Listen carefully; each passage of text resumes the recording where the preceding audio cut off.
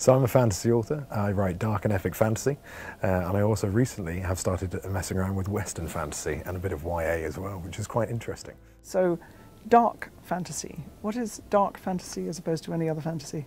Okay, well, dark and epic for me is fantasy that's a little bit grim. There's a new sort of fantasy genre that's come about the last couple of years, which is called grimdark, and it's sort of based on the idea of morally grey heroes, basically moving away from the fantasy tropes of the high fantasy of the 70s, 80s and 90s, that sort of thing.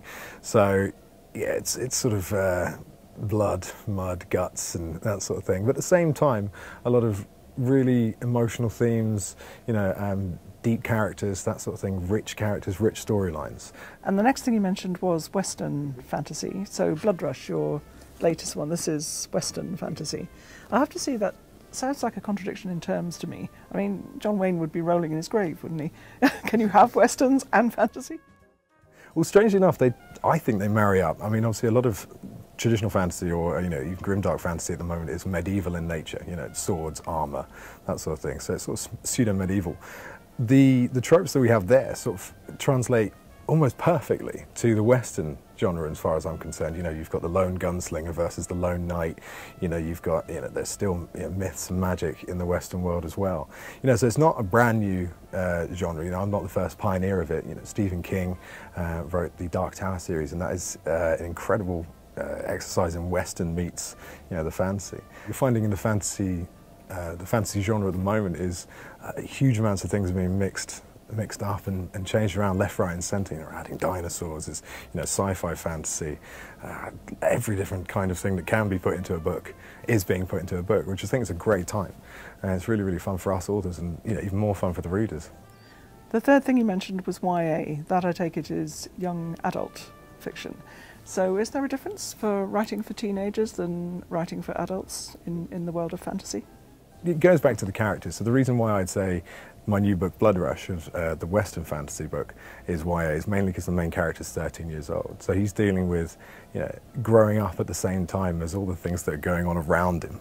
The main story is that his father, the Prime Lord, but the Prime Minister essentially, Bloodrush's alternate history, he's unfortunately shot and leaves Marion as an orphan, so he has to go and travel with his aunt. And even though that is a story that wouldn't happen because it's a fantasy world, it's definitely relatable to young adult readers and young adults themselves.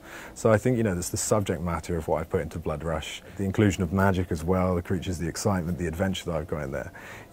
I felt that when I was writing it, it was moving away from my usual dark fantasy, which is aimed at a range of different ages, and focusing down on YA. So it's sort of what I wanted to do intentionally and also accidentally happened, but I think it's a great genre to write in.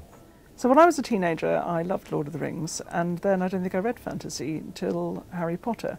I mean, it didn't seem very popular for a long, long time, and now we've got Game of Thrones. It seems to be coming back. Are you aware that your market is growing? Oh yeah, absolutely. I mean, fantasy fans, my readers are voracious. People will say, right, when's the next book coming out? The day after I release it. And I'll spend 9 to 12 months writing and finishing it. So, I mean, I absolutely love that. But fantasy fans, they are voracious. They're very passionate about the books that they read and the worlds that we authors create and the authors ourselves. I think it's not going to end. Yes, Game of Thrones recently has brought a load of non-fantasy readers into the fray, and I think again YA with certain fantastical elements is bringing more readers in, especially as they sort of grow out the YA phase and want something darker or grimdark and epic. And so I think it's just going to go from strength to strength, which is great for me as an author and also as a fantasy reader myself. The thing about fantasy is that if the scenarios are too ridiculous, I can't be bothered with them, I dismiss them. But, say with Harry Potter, because they were fallible and there were limits to the magic, and sometimes it could work in some conditions and sometimes it couldn't, it was completely believable that they did magic. So, do you find that you need limitations? What are your limitations writing? Well, for me, I mean, I like messing around with my magic systems. So in the first Emaneska book, my magic system worked on the idea of as well, again, it's not a new idea, but it worked on the concept of words. So words can be written down, they can be spoken aloud. What I tried to do is mess around with it and have it as a tattoo. So words, i.e. spells and spell books, can be written into skin and therefore imbue the person who's being tattooed with the actual innate magical power of the words. So it's not a new idea, but I think the reason people liked it is because it did have a limit, it had a cost. So I always try and build a cost into my magical systems, and so do a lot of other authors. I think where fantasy drops down is, yes, if it's too fantastical, if it's too easy for the hero, or they're completely unbeatable. I think humans are flawed, and if we read of a character where they are completely flawless, that we can't relate to them. And again, that comes from their abilities as well as their personality. And do you have any favourite characters? Who are your favourite characters of yours? Yeah, I mean, it's very, very difficult to choose. I mean, out of the Emaneska books, my first series, Farden, the main character, was my favourite, and I put a lot of, I think, my darker traits, which is a bit of a confession in a way. But yeah, no, I mean, I think I put a lot of myself into him, and I think, yeah, so he's my favourite. So what's next then? Ooh, probably, I've got a list of about 10 books in my head that have to get out sometime.